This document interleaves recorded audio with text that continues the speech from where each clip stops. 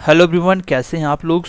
आशा करते हैं सब बहुत अच्छे होंगे। मेरा नाम है अजय और आज हम लोग पॉलिटी की क्लास नंबर 3 पढ़ने वाले हैं। तो क्लास काफ़ी दिन के बाद आ रही है।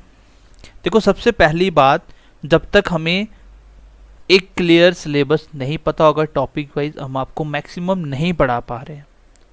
बाकी मैं वही चीज़ें करवाने वाला हूँ जो आपकी एग्ज़ाम में रहने के 99% चांसेस हैं। मैथ को मैं इसलिए रोक दिया है क्योंकि मैथ अब चैप्टर कौन सा होगा आगे हमें नहीं पता। हमने लगभग 3 चैप्टर खत्म करने पे हैं, लगभग 3 चैप्टर खत्म होने वाले हैं। बेसिक लेक्चर आप तब तक देखते रहिए, वो 3 जो मैंने पढ़ाया वो देखते रहिए। पॉलिटी सब तक चलने वाली है। पॉलिटी में हम लोग क्या क्या करने वाले हैं इस वीक में आपको बताने वाला हूँ। आज हम लोग जो सीखेंगे वो हम सीखेंगे कि कॉन्स्टिट्यूशन को किस तरीके से डिज़ाइन किया गया, उसमें पार्ट्स क्या होते हैं, उसमें शेड्यूल्स क्या होते हैं, उसमें क्लासेस क्या होती हैं, उसमें सब क्लॉज क्या होते हैं, क्लॉज क्या होते हैं, ये हम सब कुछ उसमें पढ़ने वाले हैं। ठीक है, वो मैं आपको बताने वाला हूँ। इसके बाद हम जो पढ़ेंगे वो गाइस पढ़ेंगे हम लोग प्रीएम्बल के बारे में, क्योंकि प्रीएम्बल के बिना आप कभी भी कॉन्स्टिट्यूशन को नहीं समझ सकते हो। क्योंकि प्रीएम्बल अगर सिलेबस में हो या ना हो, पढ़ना ही पड़ेगा, क्योंकि इसमें ही आपके बहुत सारे ऐसे वर्ड्स हैं जो बच्चों को समझ नहीं होते हैं और आप क्या बोलते हैं, कॉन्स्टिट्यूशन पूरा पढ़ देते हो, पॉलिटी पूरी पढ़ देते हो, लेकिन आपको समझ ही नहीं आती ये क्या मतलब है। मतलब प्रीएम्बल एक तरह से क्या है, वो पूरे कॉन्स्टिट्यूशन का निचोड़ है। अगर आप खाली प्रीएम्बल पढ़ लेते हो, इट मीन्स कि आप पूरा कॉन्स्टिट्यूशन समझ चुके हो कि पूरे कॉन्स्टिट्यूशन में क्या होने वाला है, किसकी क्या पावर है, एवरीथिंग वो प्रीएम्बल में पढ़ते हैं। उसके बाद जो दूसरी इसमें हम पढ़ेंगे फंडामेंटल राइट्स और हम पढ़ेंगे फंडामेंटल ड्यूटीज। ठीक है, और हम पढ़ेंगे डायरेक्टिव प्रिंसिपल और स्टेट पॉलिसी के बारे में। ये कुछ टॉपिक हैं जिसको हम लोग पढ़ने वाले हैं अभी लगातार, क्योंकि ये टॉपिक ऐसे हैं जो जीकेएसएसबी ने जब भी एग्जाम लिया ये टॉपिक आए उसमें। प्रीएम्बल तो मस्ट है, 2-3 क्लासेस में हम पढ़ेंगे, ये तो मस्ट है। उसके बाद फंडामेंटल राइट तो आपको पता है हर एग्जाम में रहते हैं, जीकेएसएसबी में भी। फंडामेंटल ड्यूटीज छोटा सा टॉपिक है, कर देंगे, और डायरेक्टिव प्रिंसिपल स्टेट पॉलिसी जैसे ही लास्ट एग्जाम है उसमें भी ये चीज़ें दी गई हैं और ये हम लोग पढ़ेंगे। ठीक है, अब आप पढ़ने के बाद आप देखोगे कि पॉलिटी भी आसान होती है। इवन कि आप चाहे स्टेट पीसीएस की तैयारी कर रहे हो तो आपको चीज़ें क्लैरिफाई होंगी अगर आप यहाँ से अच्छे से पढ़ते हो। मैं एमसीक्यू साथ साथ करवाऊंगा, आपको समझ आ जाएगी कि क्वेश्चन कैसे आते हैं। कोई क्वेश्चन आपका नहीं बचेगा। जब आपको मैं पढ़ाऊंगा फिर मैं आपको बोलूँगा अब आप कोई भी बुक उठाइए, एमसीक्यूज लगाइए। ठीक है, चलिए आज की क्लास स्टार्ट करते हैं। पहली 2 क्लासेस में हमने थोड़ा सा बेसिक सीखा, जिसमें मैंने आपको ओवरऑल थोड़ी चीज़ें समझाने की कोशिश करी कि होता क्या है बेसिकली। उससे पहले एक छोटा सा डाउट्स होता है, तो ये काफ़ी बच्चे डिमांड भी कर रहे थे और बच्चों ने काफ़ी बार फ़ोन भी किया। तो मैं बता दूं आपको कि हम जेकेपीएसआई का एक बैच स्टार्ट कर रहे हैं। आज मंडे है, आज से हमने स्टार्ट कर दिया है ऑफलाइन। ठीक है, इसमें अभी हम बेसिक क्लासेस करवा रहे हैं जिसमें आपका एक्स्ट्रा प्रैक्टिस बहुत सारी होती है, तो ये ऑन डिमांड कर रहे हैं। ठीक है, ये मैं आरएसपुरा में एक बैच स्टार्ट किया है, सिर्फ एक ही बैच होगा जिसके अभी 4-5 दिन 5-7 दिन के बाद वो भी हम लोग बंद कर देंगे। बीच में बच्चों को इंक्लूड नहीं करेंगे क्योंकि बेसिक खत्म हो जाएगा, फिर हम इंक्लूड नहीं करेंगे।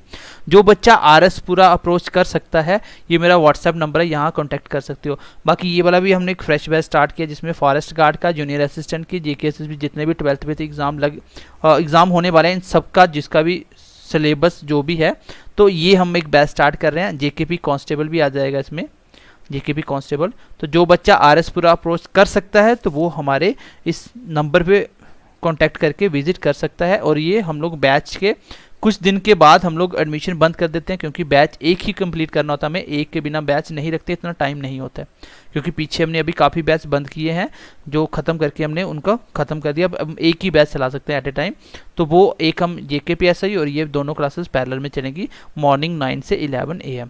तो जो बच्चा अप्रोच कर सकता है तो वो इस नंबर पे कांटेक्ट कर सकता है। बाकी ऑफलाइन ऑनलाइन कुछ भी डिफरेंस नहीं होगा, जेकेपीएसआई का सेम सिलेबस है, जो भी हम करवाएंगे लेवल सेम होगा। बट ऑफलाइन में ये है कि थोड़े डाउट्स अच्छे क्लियर हो जाते हैं, प्लस आपका हम लोग प्रैक्टिस डेली करवा देते हैं, बस इतना ही फ़र्क होता है, बाकी कोई फ़र्क नहीं होगा। ठीक है, बाकी इस व्हाट्सएप नंबर पर आप मुझे मैसेज करके क्लास की PDF के लिए यहाँ पे मैसेज कर सकते हो, क्योंकि मैं आपको टेलीग्राम का लिंक दूंगा, वहाँ पे ज्वाइन करके यहाँ पे PDF में डाल दूंगा, आप देख सकते हो। बाकी ऑफलाइन के लिए भी आप पूछ सकते हो। ठीक है, चलिए आज की क्लास को स्टार्ट करते हैं। चलिए एक छोटा सा डाउट्स है बच्चों को मैं क्लियर कर देता हूँ, और मैक्सिमम बच्चों को होता भी है। एक चीज़ होती है जिसको बोलते हैं कॉन्स्टिट्यूशन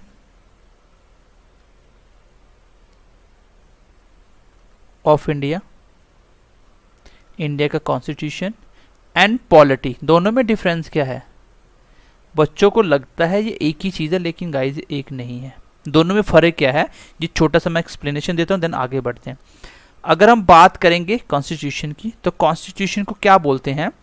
ये बेसिकली हम कॉन्स्टिट्यूशन बोलते हैं कि जो भी आपका एक रूल्स और प्रोविज़न जो भी दिए गए हैं, जिसके बेस के ऊपर कंट्री को गवर्न किया जाता है, इट मीन्स कि कंट्री को चलाया जाता है रूल्स एंड रेगुलेशन के द्वारा, वो एक जो पूरा बुक में जहाँ लिखे हुए हैं उसको बोलते हैं कॉन्स्टिट्यूशन। आप चाहे तो डेफिनेशन लिख सकते हो, आप बोल सकते हो collection of those rules and provisions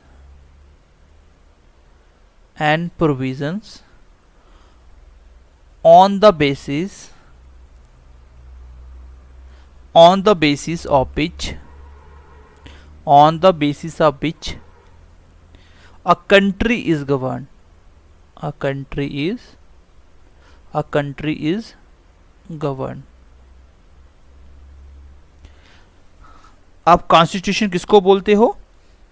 आप बोलते हो ऐसा कोई भी रूल्स और प्रोविज़न जो बनाए गए हैं, जो जहाँ पे लिखे हुए एक जगह कलेक्शन की हुई है, जिसके बेस के ऊपर एक कंट्री को गवर्न किया जाता है, चलाया जाता है, उसको बोलते हैं कॉन्स्टिट्यूशन ऑफ इंडिया। वो है इंडिया का कॉन्स्टिट्यूशन। तो इंडिया का कॉन्स्टिट्यूशन तो ये हो गया। अगर हम बात करें गाइस पॉलिटी क्या चीज़ है, so what is the meaning of polity? तो पॉलिटी का मतलब है, आप बोल सकते हो, मैं आपको एग्जाम्पल से भी समझाता हूँ, आप बोल सकते हो applied form of constitution, applied form of constitution. So constitution का अप्लाइड फॉर्म क्या है, उसको बोलते हैं पॉलिटी। जैसे मैं एक छोटी सी एग्जांपल से आपको समझाने की कोशिश करता हूँ, समझने की कोशिश करना। देखो, जैसे मैंने ले लिया, फॉर एग्जांपल के लिए मैंने ले लिया, मैंने बोला आर्टिकल 17 क्या कहता है, तो इसके बारे में हम पढ़ेंगे। मैं सिर्फ आपको डिफ्रेंशिएट करके बता रहा हूँ कि ये दोनों में फ़र्क क्या है। देखो आईएएस के सिलेबस देखो, स्टेट पीसीएस के सिलेबस देखो, वहाँ पे भी कॉन्स्टिट्यूशन ऑफ इंडिया अलग से दिया हुआ है, पॉलिटी अलग से दिया हुआ है। अब बच्चों को कुछ क्वेश्चन आता है, वो लगता है कि बाहर से आ गया, वो बाहर से नहीं होता, बेसिकली पॉलिटी होती है। वो मैं बताता हूँ कैसे बनती है। जैसे आर्टिकल 17 बोलता है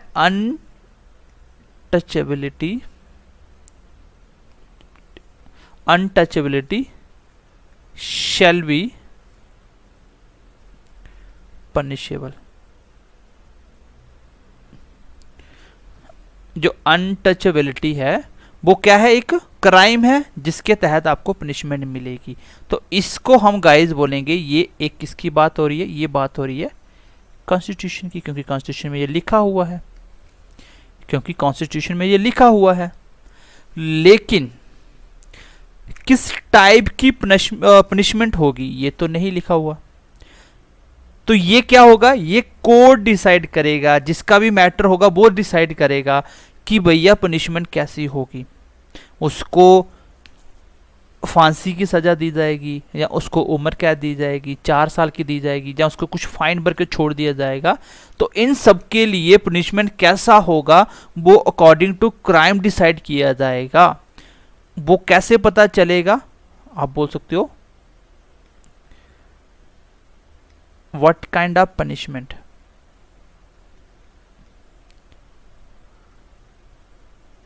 तो वो क्या है, आपकी पॉलिटी। क्योंकि पॉलिटी के तहत आप देखोगे कि पनिशमेंट कैसे मिली। उसके लिए अलग अलग एक्ट बनते हैं, टाइम टू टाइम इसमें बहुत सारे एक्ट बनते जाते हैं। कोई चीज़ अगर मान लो कोई केस आता है, उस केस में कुछ नई चीज़ें आती हैं, उस केस के ऊपर फिर नया अमेंडमेंट करके नए एक्ट बनाए जाते हैं। सो पॉलिटी क्या चीज़ है, जो कॉन्स्टिट्यूशन में सीधा सीधा लिखा हुआ है वो है आपका आर्टिकल्स के तहत जो भी लिखा है वो सारा कॉन्स्टिट्यूशन है। लेकिन उसको आगे इलेबोरेट किया गया, एक्स्ट्रा चीज़ें बताई गई, क्योंकि हर एक चीज़ आप इससे नहीं कर सकते। आपने बोला कि भाई पनिशमेंट होगी अनटचेबिलिटी, लेकिन पनिशमेंट कैसी देनी है आपको, वो डिपेंड करेगा ना कि ये क्राइम कैसा है, उस क्राइम का लेवल क्या है। तो वो डिसाइड करेगा जो भी कोर्ट वगैरह, जो भी आपकी डेफिनेट कोई भी अथॉरिटी होगी, जो भी इसका डिसीजन लेने के लिए कैपेबल होगी वो लेगी, वो होगी आपकी पॉलिटी। तो बेसिकली कॉन्स्टिट्यूशन क्या है, एक सेट ऑफ रूल्स या प्रोविजंस है जिसके बेस पे कंट्री चलाई जाती है। लेकिन पॉलिटी क्या है, उसकी अप्लाइड फॉर्म है, उसको अप्लाइड किस प्रकार करना है, डेट इज कॉल्ड पॉलिटी। तो दोनों में एक छोटा सा डिफरेंस है, आई होप कि ये आप समझ पाए होंगे। ठीक है, अब मैं आपको क्या क्या बताने वाला हूँ, एक्चुअली मैं आपको बताने वाला हूँ कि हम लोग पूरे कॉन्स्टिट्यूशन को किस प्रकार बनाया है, उसमें कैसे कैसे डिवाइड करके कौन सी चीज़ें कैसे लिखी हैं, किसको पार्ट्स में लिखा, किसको आर्टिकल में लिखा, किसको क्लॉज में लिखा, किसको सब क्लॉज में लिखा, कौन क्या शेड्यूल होते हैं, कैसे इसको हम लोग क्यों बनाया ये। तो ये बेसिक चीज़ें हैं, आपको आनी चाहिए, क्योंकि अगर आपको कोई भी सब्जेक्ट सीखना है उसका बेसिक इतना अच्छे से समझ लो ताकि आपको वो सब्जेक्ट में बिल्कुल भी दिक्कत ना आए। देखो, जब आप प्रियम्बल पढ़ोगे तो प्रियम्बल बेसिकली पूरे की पूरी आपकी कॉन्स्टिट्यूशन का निचोड़ है। वहाँ पे आपको उसकी पूरी समरी मिल जाएगी, उसका ऑब्जेक्टिव क्लियर हो जाएंगे कि क्या है पॉलिटी, क्या है कॉन्स्टिट्यूशन, क्यों बनाई गई, क्या है इसका मोटिव है, क्या इसके ऑब्जेक्टिव हैं। तो वो चीज़ें होती हैं, अगर आप बेसिक से चीज़ों को समझोगे तो उसको समझने के लिए आपको यहाँ पे कुछ ऐसे टेक्निकल वर्ड्स होते हैं जिसका आपको मीनिंग को बहुत डिटेल में पढ़ना पड़ता है। ठीक है, तो चलिए आगे बढ़ते हैं गाइज, नेक्स्ट पॉइंट की तरफ बढ़ते हैं आगे। चलिए नेक्स्ट छोटा सा पॉइंट लिखिए आप, अभी हेडिंग दीजिए, इंस्टीट्यूशन कैसे कैसे हैं इंडिया में, इंस्टीट्यूशन कैसे कैसे हो सकते हैं। इंस्टीट्यूशन मतलब जिससे हम कंट्री चला रहे हैं। देखो, वो तीन ही तरीके से हो सकते हैं, ये थोड़े थोड़े आपको आइडिया होनी चाहिए। ठीक है, क्योंकि ये वर्ड बार बार जब बीच में आएंगे तो दिक्कत नहीं होनी चाहिए। इंस्टीट्यूशन जहाँ तो बनाया गया होगा कॉन्स्टिट्यूशनल,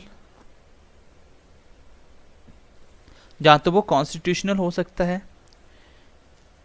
या वो अनकॉन्स्टिट्यूशनल हो सकता है, अनकॉन्स्टिट्यूशनल हो सकता है। अगर ये भी नहीं हुआ तो वो हो सकता है एक्स्ट्रा कॉन्स्टिट्यूशनल, वो हो सकता है एक्स्ट्रा कॉन्स्टिट्यूशनल। अब इसमें कौन कौन से डिपार्टमेंट आते हैं ये कैसे पता चलेगा। ठीक है, कॉन्स्टिट्यूशनल हो सकता है, अनकॉन्स्टिट्यूशनल हो सकता है वो इंस्टीट्यूट, या वो एक्स्ट्रा कॉन्स्टिट्यूशनल हो सकता है। तो इंस्टीट्यूशन मैंने बताया तीन टाइप के हो सकते हैं। जैसे मैं बोलूँ ऐसी कोई भी कॉन्स्टिट्यूशन बताओ जो कॉन्स्टिट्यूशन के अंदर लिखा भी है, जो कॉन्स्टिट्यूशन के अंदर लिखा भी है। जैसे मैं बोलता हूँ इलेक्शन कमीशन ऑफ इंडिया होगा, एक इलेक्शन कमीशन बनाया गया कॉन्स्टिट्यूशन। ठीक है, एक इंस्टीट्यूट बनाया गया इलेक्शन कमीशन ऑफ इंडिया। तो आपको पता है ये आर्टिकल 324 में लिखा हुआ है कॉन्स्टिट्यूशन के अंदर, इसका मतलब ये एक कॉन्स्टिट्यूशनल बॉडी है। जैसे मैं बोल सकता हूँ फाइनेंशियल, आपका फाइनेंशियल कमीशन है, जैसे financial commission of India, India का एक फाइनेंशियल कमीशन भी है, वो आर्टिकल 280 के अंदर लिखा गया, that means it is a constitutional body. जैसे national commission for ST SC, इनके लिए बनाए गए हैं, ये सारे क्या हैं, ये एक कॉन्स्टिट्यूशनल बॉडी हैं। तो आप कह सकते हो वो सारे कॉन्स्टिट्यूशनल होंगे इंस्टीट्यूट जो आपके कॉन्स्टिट्यूशन के अंदर लिखे गए हैं, ऑलरेडी एक्सप्लेन्ड है, आर्टिकल के तहत लिखे गए हैं, वो सारे होंगे कॉन्स्टिट्यूशनल। अच्छा सर, अनकॉन्स्टिट्यूशनल कौन से होंगे? भाई अनकॉन्स्टिट्यूशनल कौन से हो सकते हैं, चलिए इसकी भी एग्जांपल देख लेते हैं एक छोटी सी।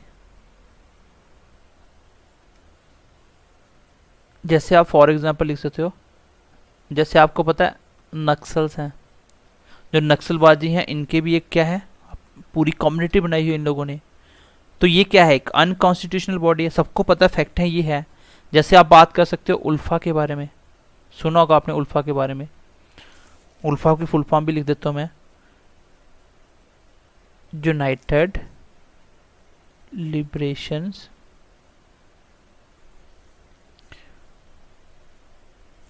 Front of Assam.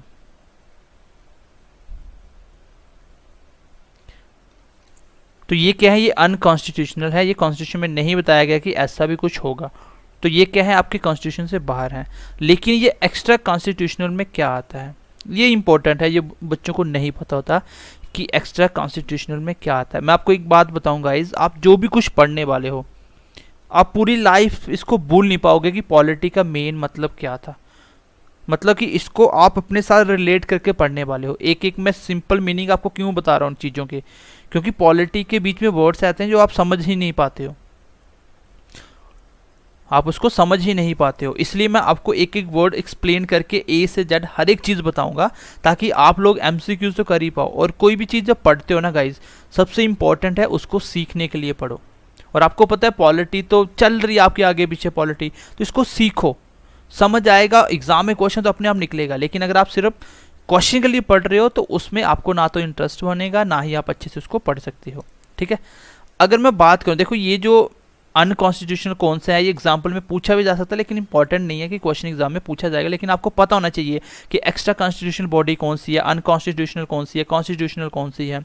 अगर मैं एक्स्ट्रा कॉन्स्टिट्यूशनल की बात करूं तो इसमें दो तरह की बॉडी आती हैं। जैसे एक आएगी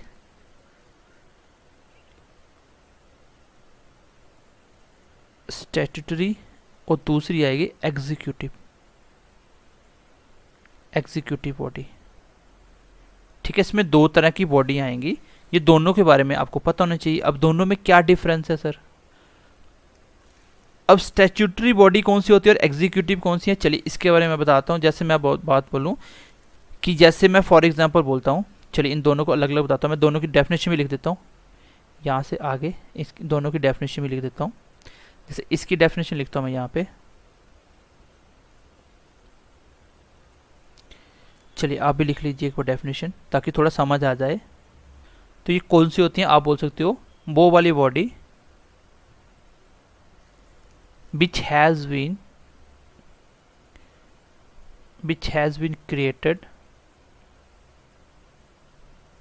created by act of parliament,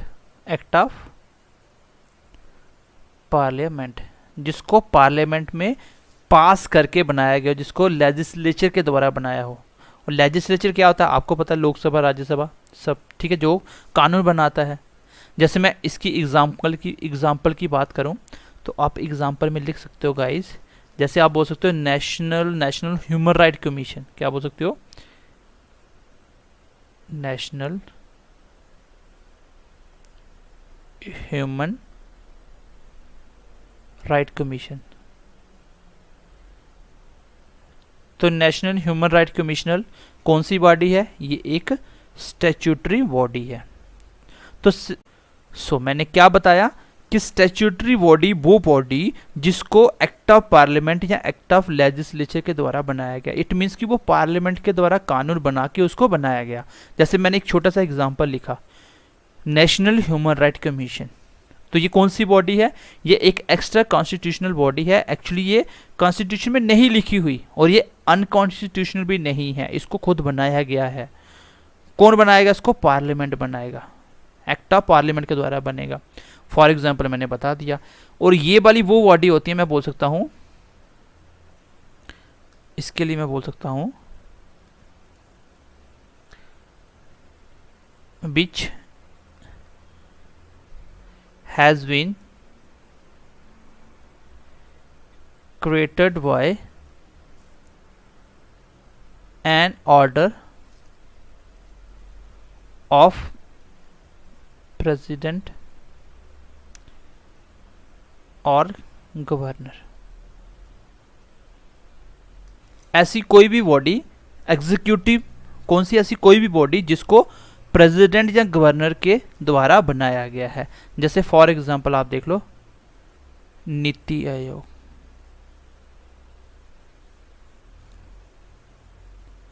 ठीक है, नीति आयोग। तो नीति आयोग कौन बनाता है? आपके जितने भी एग्जीक्यूटिव मिनिस्टर वगैरह होते हैं ये मिलके बनाते हैं। इसका हेड कौन होता है नीति आयोग का? प्रधानमंत्री होते हैं। तो ये कौन सी बॉडी है? ये एग्जीक्यूटिव बॉडी है, जिसको प्रेसिडेंट साइन करता है या गवर्नर साइन करता है। और पार्लियामेंट में जो एक्ट बन के, जैसे आपको पता है नीति आयोग बनता है, तो उसको आपका कौन बनाता है? प्रधानमंत्री सारा कुछ कमेटी डिसाइड करके पूरा, और उसको प्रेसिडेंट के द्वारा सैंक्शन करवा के ये नीति आयोग बन जाता है, जिसको पहले प्लानिंग कमीशन बोला जाता था। और स्टैट्यूटरी कौन सी होती है? जिसको आप कानून लेके आते हो, उसको कायदा पास करते हो पार्लियामेंट में, फिर जाके ये बॉडी बनती है। तो ये तो होगी बात आपकी इंस्टीट्यूशन कैसे कैसे हो सकते हैं, जहाँ तो वो कॉन्स्टिट्यूशनल बन सकते हैं, या अनकॉन्स्टिट्यूशनल हो सकते हैं, या एक्स्ट्रा कॉन्स्टिट्यूशनल हो सकते हैं। कॉन्स्टिट्यूशन में आते हैं जैसे आप जो भी आर्टिकल के तहत लिखी हुई चीज़ें वो सारी कॉन्स्टिट्यूशनल हैं। अनकॉन्स्टिट्यूशनल मतलब जिसको कॉन्स्टिट्यूशन के बिना देखे समझे अपने आप बना दिया गया, जो गैर कानूनी है, जैसे नक्सल्स हो गया, उल्फा वगैरह हो गए। और एक्स्ट्रा कॉन्स्टिट्यूशनल बहुत ही इंपॉर्टेंट है, इसमें स्टैट्यूटरी बॉडी आएगी और एग्जीक्यूटिव आएगी।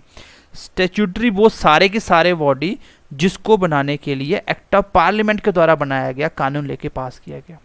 और एग्जीक्यूटिव वो होगा जिसको प्रेसिडेंट या गवर्नर के साइन के बाद बना दिया जाता है, ठीक है, उसके लिए आपका कानून लेके नहीं आया जाता। तो ये छोटी सी बात मैंने आपको यहाँ पे बताने की कोशिश करी, एंड होपफुली कि आप मेरी बात यहाँ तक समझ पाए होंगे।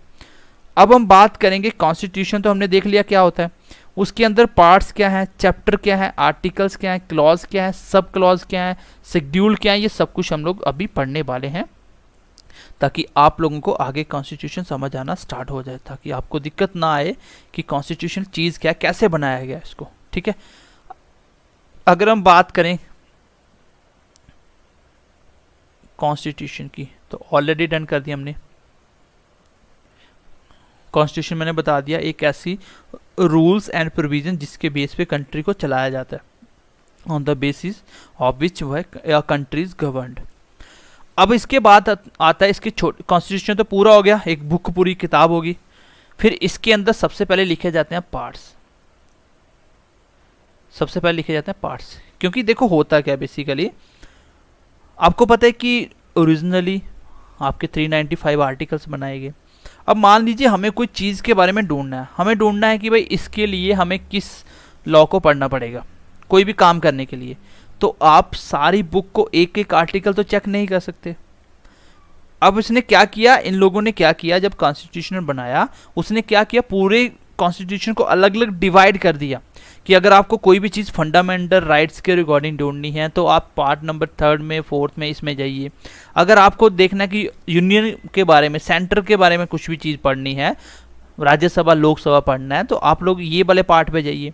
अगर आपको पढ़ना है स्टेट के बारे में, इस पार्ट में जाइए। अगर आपको इलेक्शन के बारे में पढ़ना है तो इस पार्ट में जाइए। तो मीन्स कि अलग अलग पार्ट्स में चीज़ों को डिवाइड किया गया, अलग अलग पार्ट्स में चीज़ों को डिवाइड किया गया। जैसे मैं फॉर एग्जांपल बोलता हूँ, मान लीजिए आपको पढ़ना है यूनियन गवर्नमेंट के, आपको पढ़ना है कि भाई यूनियन गवर्नमेंट का ये वाला रूल्स क्या कहता है, तो आप एक एक आर्टिकल को चेक नहीं करोगे, क्योंकि ये क्या है, बहुत बड़ा है। ये क्या है, ये देखो यूनियन गवर्नमेंट कुछ छोटी चीज़ नहीं है, ये क्या है, वेरी लेंथी है, जहाँ बोल सकते हो वेरी वास्ट है, ये बहुत बड़ी है। तो इसको आप छोटे छोटे पार्ट में नहीं डिवाइड कर सकते।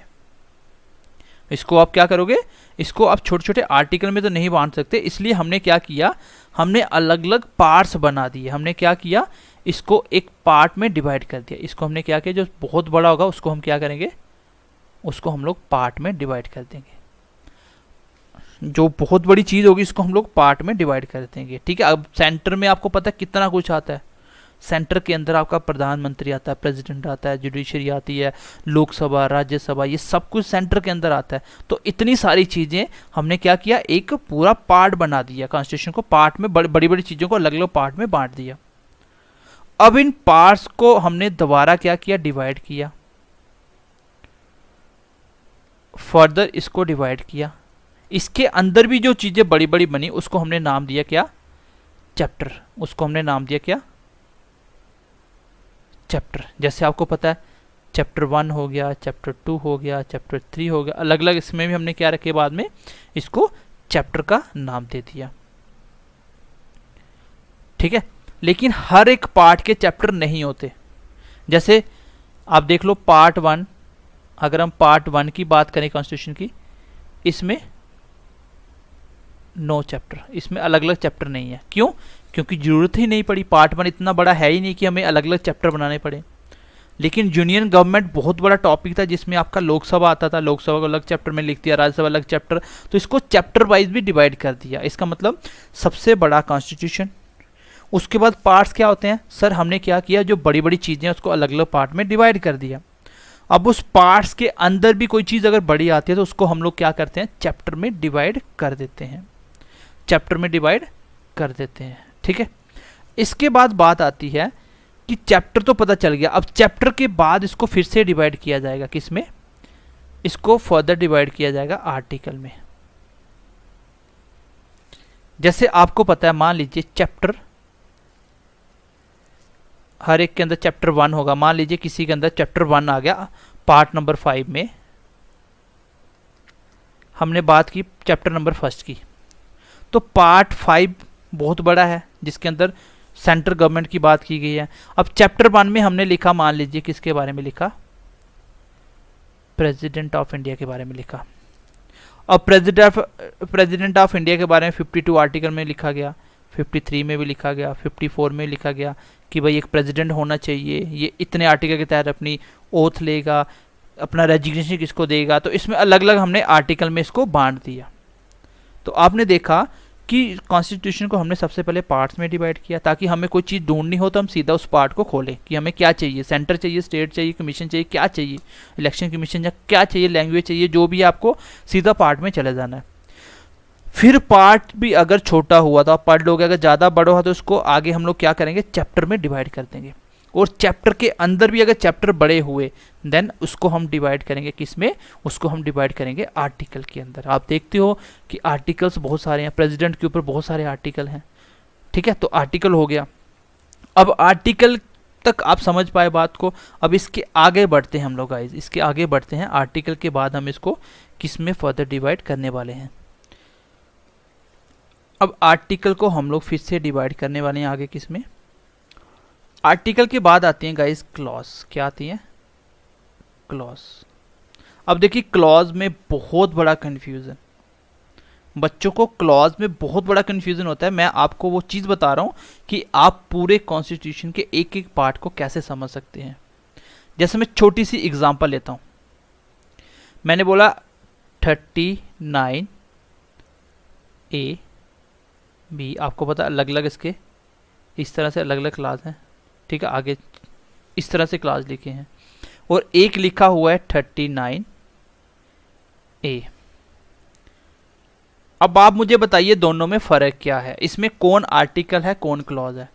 इस 39A को क्या बोलोगे, जैसे इसमें लिखा हुआ है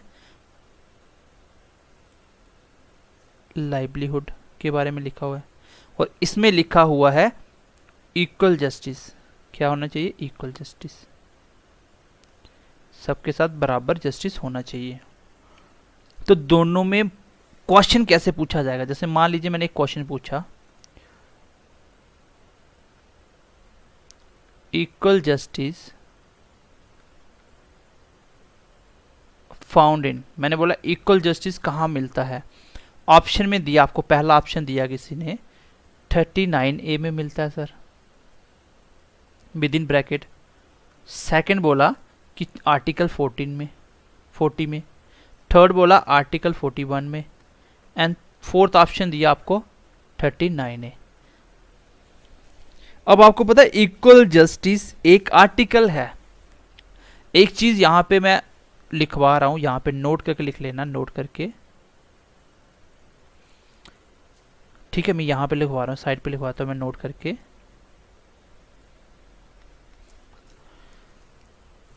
अगर कोई चीज विदाउट ब्रैकेट लिखी है, अगर आप बोल सकते हो कुछ भी लिखा है, समथिंग विद इन ब्रैकेट,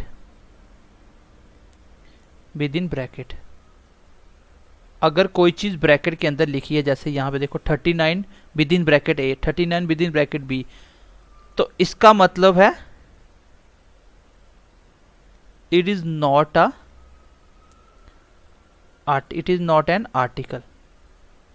इसका मतलब ये आर्टिकल नहीं है, तो क्या है, इट इज अ क्लॉज। ये क्या है, क्लॉज।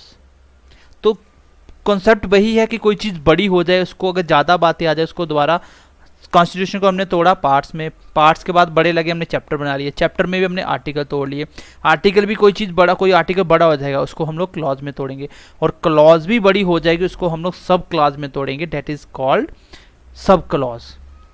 तो क्लॉज क्या है ये तो मुझे पता चल गया, विद इन ब्रैकेट जो लिखा होता है उसको क्लॉज बोलते हैं। अब देखो सब क्लॉज भी आएगी, ये है क्लॉज। कोई भी चीज ब्रैकेट के अंदर लिखी उसको क्या बोलते हैं, क्लॉज। एक बात, और दूसरी बात आप लिख लीजिए कि अगर कोई चीज विदाउट ब्रैकेट लिखी है, बाकी मैं बोल रहा हूं नहीं दिख रहा तो कोई दिक्कत नहीं है, लिख लेना। कोई चीज विदाउट ब्रैकेट लिखी है उसका मतलब क्या होता है, उसका मतलब होता है आर्टिकल, उसका मतलब होता है आर्टिकल। क्वेश्चन मान लो बोलिए कि ऐसा कौन सा आर्टिकल है जो इक्वल जस्टिस का राइट देता है, तो आप देखो ये तो होगी क्लॉज, ये आंसर तो नहीं हो सकता क्योंकि विद इन ब्रैकेट लिखा हुआ है 39A, और आंसर होगा ये वाला। और यहाँ पे भी जो विद इन ब्रैकेट लिखा जाए उसको बोलते हैं क्लॉज, और जो बिना ब्रैकेट लिखा जाए, जैसे 39 तो था और कोई चीज़ नहीं आ गई वो 39 के रिलेटेड थी, तो हमने 39 को ही 39A बना के एक और आर्टिकल बीच में ऐड कर दिया।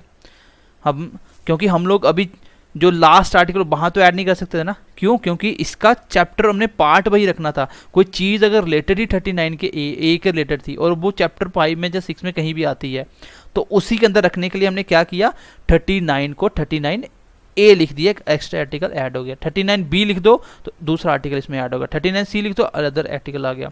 अगर विद इन ब्रैकेट लिखोगे इसका मतलब उसमें क्लॉज के अंदर और आर्टिकल के अंदर क्लॉज आ चुकी है। एक ही आर्टिकल की अलग अलग क्लॉज हो सकती है, जैसे आर्टिकल 19 की भी अलग अलग क्लॉज है, 5-6 क्लॉज है उसकी भी, तो क्लॉज भी हो सकता है।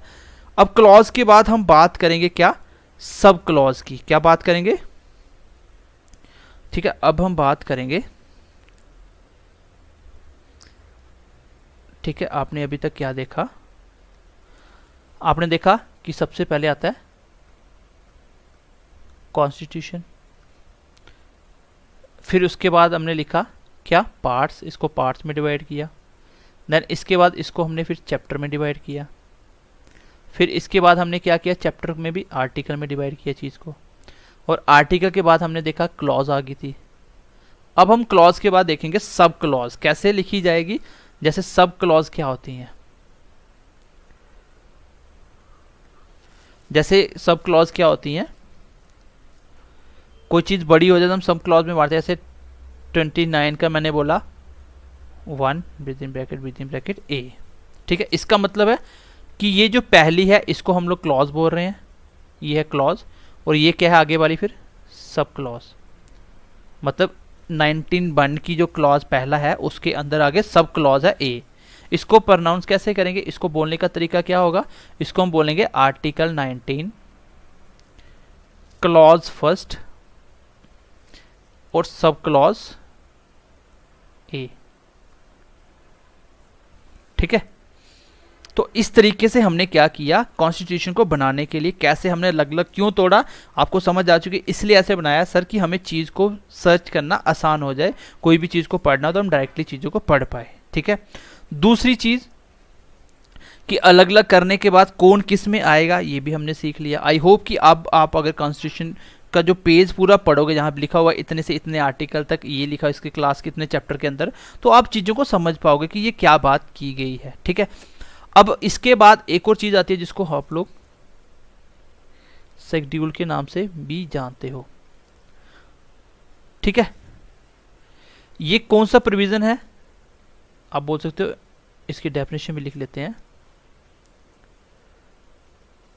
Is that provision which is placed at the end of the constitution। एक ऐसा प्रोविजन है जिसको कॉन्स्टिट्यूशन के एंड में लिखा होता है, आप कोई भी बुक को खोल के देखेंगे तो वहां पे आपको मिल जाएगा। और ये करता क्या है, इसका मतलब क्या होता है, which explain some articles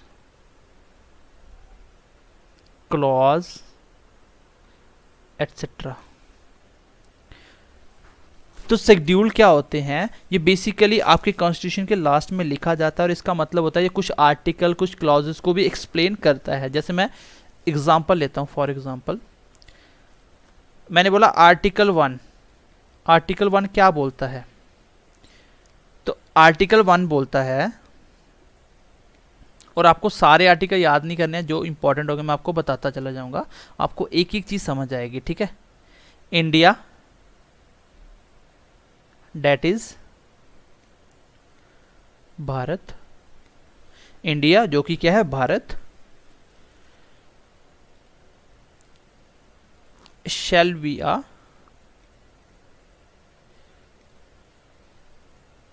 union of states. India जो कि भारत है। देखो आपको पूछा, एग्जाम में क्वेश्चन पूछा जा सकता है कि हिंदुस्तान क्या इंडिया का नाम है, तो वो कॉन्स्टिट्यूशन में कहीं नहीं लिखा हुआ है। बेसिकली एक इंडिया है और दूसरा हम लोग उसको भारत बोल सकते हैं। और इसका मतलब कि ये इंडिया या भारत एक स्टेट, सबका यूनियन ऑफ स्टेट्स है। ये सारी स्टेटों को मिला के एक बनाया गया है, यूनियन है। ये तो इसने बोल दिया आर्टिकल ने। अब आर्टिकल में हर एक चीज़ तो नहीं बताई होगी ना कि कितनी स्टेट्स हैं, कहाँ कहाँ, सब ऐसा कुछ नहीं बोला। उसने बोल दिया कि सारी स्टेटों को मिला के एक सेंटर बनता है जिसको हम लोग इंडिया या भारत के नाम से जानते हैं। लेकिन जो आपका शेड्यूल 1 है वो क्या बताता है, वो इसको एक्सप्लेन करता है। वो उसको पूरा एक्सप्लेन करेगा कि कितनी स्टेट्स हैं, कितनी यूटी हैं, ठीक है, जो भी है सब कुछ क्या करेगा, एक्सप्लेन करेगा। वो सारे जितनी भी स्टेट्स है उसके बारे में बताएगा, आपकी कितनी यूटी उसके बारे में बताएगा, उनकी क्या क्या क्राइटेरिया वो भी सब कुछ बताएगा। इसका मतलब आर्टिकल वगैरह को भी आगे फर्दर एक्सप्लेन करने के लिए क्या बनाएंगे, शेड्यूल बनाएंगे। ठीक है, तो ये था आज का कुछ बेसिक सा टॉपिक जिसमें मैंने आपको एक कॉन्स्टिट्यूशन को फ्रेम करते टाइम किस तरीके से किया गया और उसमें वर्ड का मतलब क्या क्या होता है, क्लॉज, सब क्लॉज, ये आर्टिकल, चैप्टर क्या होते हैं, क्योंकि बच्चों को नहीं पता होता जो फर्स्ट टाइम पढ़ रहे हैं। हालांकि कुछ बच्चे पहले ही पढ़े होंगे, उनको पता होगा, लेकिन कुछ चीज़ें ऐसी होगी जो आपने अभी सीखी होगी। ठीक है, तो आपको कमेंट करके बताना है क्लास कैसी लगी। बाकी नेक्स्ट क्लास में हम पढ़ने वाले हैं प्रियम्बल, और जिस बच्चे ने प्रियम्बल पढ़ लिया इसका मतलब उसको पूरी कॉन्स्टिट्यूशन और पॉलिटी की ओवरऑल समझ आ चुकी है, क्योंकि उसमें सब कुछ बता दिया जाएगा और उसमें ऐसे ऐसे वर्ड आएंगे जो आपको सीखने पड़ेंगे। सेक्युलरिज्म क्या होता है, सेक्युलर क्या होता है, जिसमें सोशलिस्ट क्या होता है, ऐसे ऐसे वर्ड होंगे जो मैं एक एक वर्ड को एक्सप्लेन करूंगा और बहुत अच्छे तरीके से बेसिक से आपको समझाऊंगा, ताकि आप लोग कोई भी एग्ज़ाम देने जाओ तो आपको चीज़ों की समझ हो। बेसिक से क्वेश्चन आता है और बेसिक से क्वेश्चन बच्चे नहीं बना पाते हैं, इसलिए हम चीज़ों को बिल्कुल एक्सप्लेन में और बेसिक तरीके से पढ़ते जाते हैं। बाकी क्लास कैसा लगा आपको कमेंट सेक्शन करके ज़रूर बताना है, क्योंकि आपके कमेंट से, लाइक से हमें मोटिवेशन मिलता है, ताकि हम लोग इससे अच्छी अच्छी क्लासेस आपके लिए लेके आते हैं। तो चलिए मिलते हैं नेक्स्ट क्लास में, तब तक के लिए ध्यान रखिए अपना। Bye bye, take care and God bless you.